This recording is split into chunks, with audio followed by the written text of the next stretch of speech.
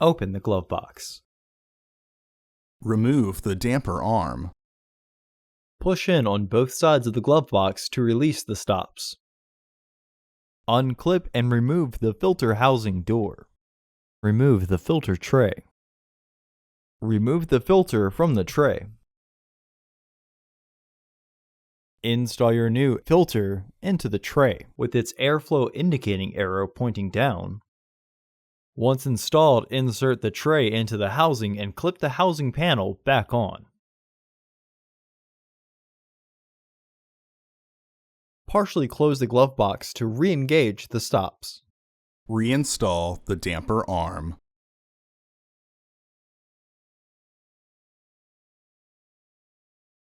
Close the glove box.